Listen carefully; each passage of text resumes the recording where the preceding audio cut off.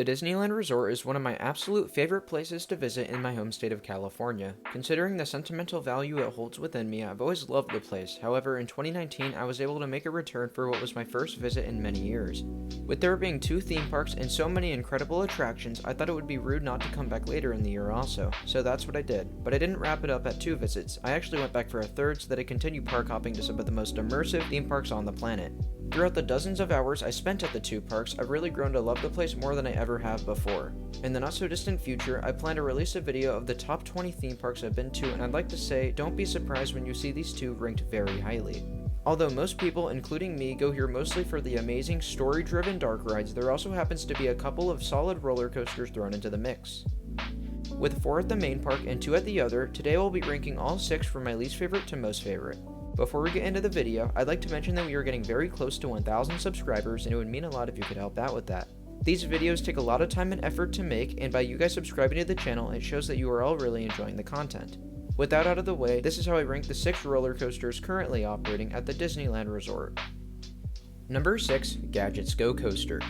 Although I have no legitimate confirmation of this, Gadget's Go Coaster may have actually been the first roller coaster I have ever ridden.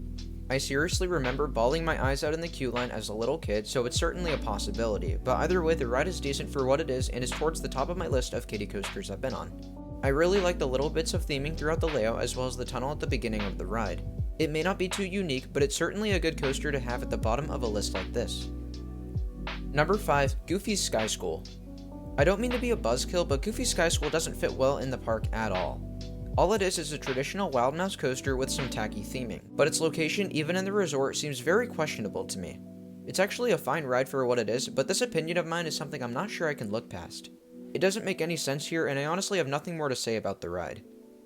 Number 4, Big Thunder Mountain Railroad. One of the more iconic rides in the park, yet one of the more forgettable in my opinion, is Big Thunder Mountain Railroad.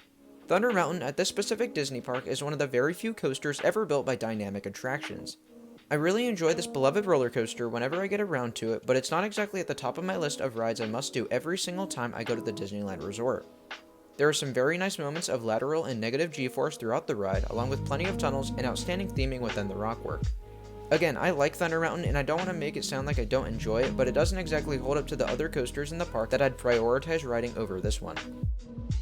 Number 3, Space Mountain. Space Mountain may very well be the most world-famous roller coaster on the planet. You'd be hard-struck to find any random person who hasn't heard of this classic attraction. Prior to my 2019 revisits, I had always looked at this ride as overrated, but much to my surprise, I loved every ride I got on Space Mountain last year. Every single time, it delivered a very fast-paced ride with many moments of laterals and airtime. Also, you can't forget about the ride's incredible soundtrack that seems to flow so well within the ride experience. Speaking of, I also got to check out Hyperspace Mountain in 2019, which is essentially a Star Wars makeover that is given to the ride every so often. I seriously regret my past opinions of Space Mountain, and I'm very happy with the fact that it was able to redeem itself. Number 2, Matterhorn Bobsleds. Before I touch on the ride itself, I'd like to clarify something you should all know. Matterhorn has 2 different sides and layouts, one of which is facing the Fantasyland section of the park and the other facing Tomorrowland. Although both are great, there is a very noticeable difference between the 2.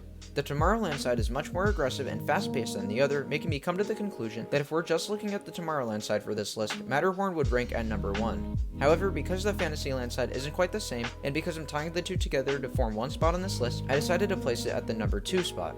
Even with this said, both sides on Matterhorn are fantastic, and I find it difficult to not enjoy my Fantasyland ride experience even if I could in fact be on the Tomorrowland side.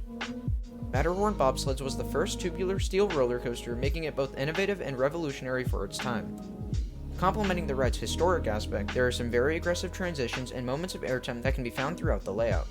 Even better, there are some nice thematic elements thrown into the giant mountain, my favorite of which being the near-miss moment with the Yeti. Although I had been spited out of this coaster many times in the past, I've made up for this by getting many rides in 2019. Number 1, Incredicoaster. Incredicoaster, otherwise known as California Screamin', is an Intamin, launched, looping, lift hill, something or another attraction that is not only iconic but a whole lot of fun.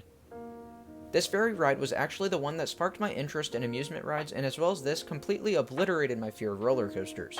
It holds a lot of sentimental value as California Screamin', and because of this, I had always loved the ride's old soundtrack and wasn't very happy about the Incredicoaster renovation. That said, I got on the quote-unquote new and improved version and was pleasantly surprised, not by the changes, but by just how fun the ride is and always has been. With the launched lift hill and the resort's only inversion, it sure does have a lot to offer, and for that, I'll always be sure to get on the Incredicoaster every visit to the Disneyland resort. Thank you guys so much for watching. I hope you've enjoyed this video in which I've covered the 6 operating roller coasters that could be found at the happiest place on Earth. Like I said at the beginning of the video, it would mean a lot to me if you could help the channel reach 1,000 subscribers, but until then, I'll see you all in the next video. Bye guys.